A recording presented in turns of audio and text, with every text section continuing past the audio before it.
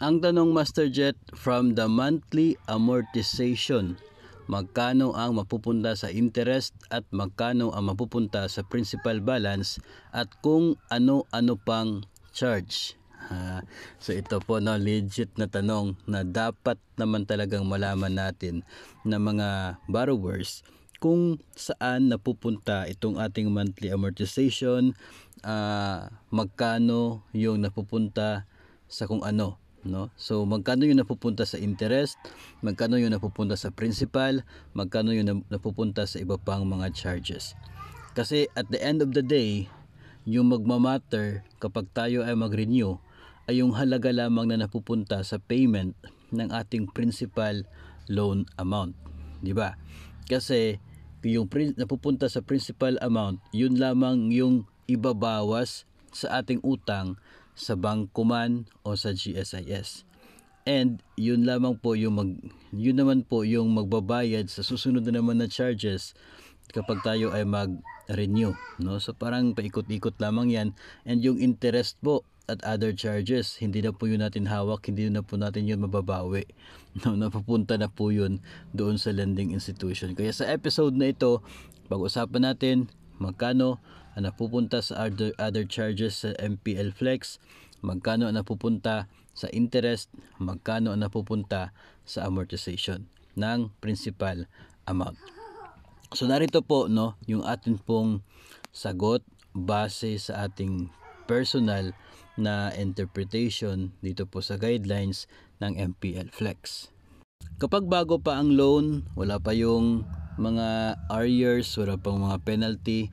Kung yung arrears naman ay dahil doon sa current month na amortization, walang problema yon, walang additional charge, no?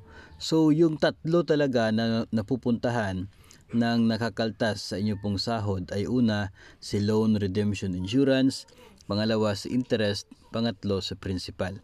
Si insurance, mga master, ito po yung halaga na dinadagdag talaga doon sa monthly amortization sana. 'Di ba kapag nakikita po ninyo yung tentative computation, mayroon po nakalagay doon na para sa loan amortization, tapos meron pong LRI or redemption insurance, tapos yun pong total ng dalawa, yun po yung dinideduct mula sa ating sahod.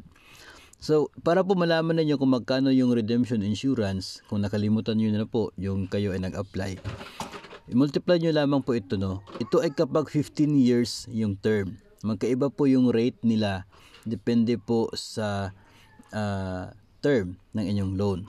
Kapag 15 years, ito po yung maximum na term ng MPL Flex. 0.57269 in every 1,000 pesos loan. So kung 500,000 yung utang mo, yung 500 i-multiply mo dito sa 0.57269, yung result, yan po ang napupunta sa inyo pong loan redemption insurance. Bakit mahalaga ang LRI? Dahil yun po ang insurance sa inyong loan. If ever may mangyayari sa miyembro tapos updated ang bayad, walang po problemahin dahil covered yun ng insurance. So yun po, no, yun po yung unang ibawas sa atin pong monthly amortization. Ngayon, pag nakuha na po natin yung LRI, i-deduct natin doon sa ating monthly amortization. So yung natira po yung balanse, yun po ay para sa interest and principal amount ng loan. Okay? Again, assuming na walang mga arrears dyan, walang mga penalties, no? Kung yung arrears ay current month lang, walang problema. Hindi po yun magkakaroon ng dagdag na charges kasi current month yung kanya pong delay, or kung hindi pa po tayo umabot sa beyond 10th day of the following month, so the previous month ay wala pa rin pong charges. So dito na tayo, no, yung natitira para sa interest at principal. Yung tanong ngayon, magkano yung napupunta kay interest? Sa usapin kung magkano ang napupunta sa interest ay importante po natin na malaman ito pong effective interest rate ng GSIS loan. Sa MPL Flex na mayroong 15 years na term at 6% per annum computed in advance na interest rate, ang kanya pong effective interest rate, iba po yun ha, doon sa nakasaad sa GSIS na advertisement na rate. Ito pong effective interest rate ay equivalent to 10.1291928%. Yun ay para sa 15 years. Of course, the longer the term, medyo mas mababa itong kanya pong effective interest rate, no? Mas mababa ng kaunti. Kasi nga, dinidivide, no, yung kanyang total na interest dito sa mahabang term. Kaya medyo slightly lower ang effective interest rate kapag long term. Dito po, ang gagawin po ninyo, yung outstanding balance ng inyong loan, no? Kung magkano yun, for example, bagong utang, 500,000. Multiplied natin ng 10.1291928%. Yun po yung kanyang interest in a year. Okay? So, 1 month po yung atin pong gusto malaman. Divide nyo lang po yun ng 12. Yan ang interest ninyo sa unang buwan ng inyong utang. Okay? So, ngayon, ibabawas natin yun, interest na yun, doon sa balance kanina after nag-deduct ng redemption insurance. Yung balance ngayon, remaining balance ng ating amortization, yun ang mapupunta sa payment sa principal amount ng ating loan. Okay? Then, the following month, ang gagawin yan, matapos na nag-deduct, so hindi na 500,000 yung utang mo sa Flex, MPL Flex. Mas mababa na. So yung mas mababang halaga naman, mas mababang balance ng utang, yun naman po ang i-multiply ninyo ng effective interest rate na 10.something%. Then divide 12, yun ang magiging mapupunta sa interest. In other words, every month habang pababa ang balanse ng inyong utang, pababa din yung basis ng interest, pababa din ang magiging monthly interest ng inyong loan.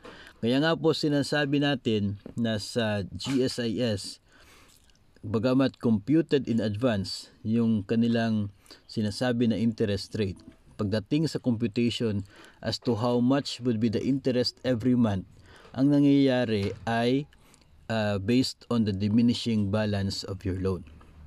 Okay?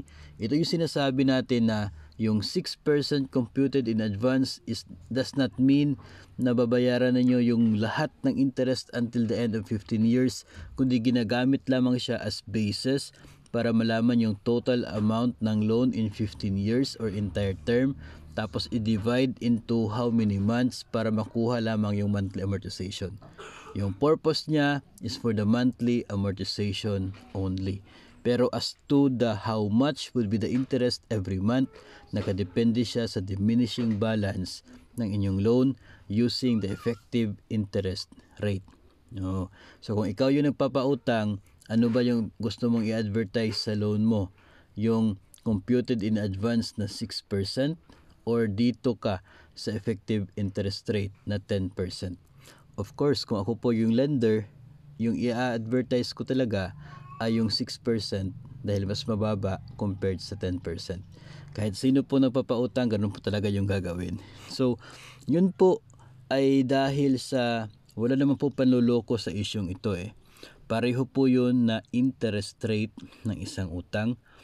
Kasi mayroon tayong iba't ibang tinatawag na mga rates sa loans.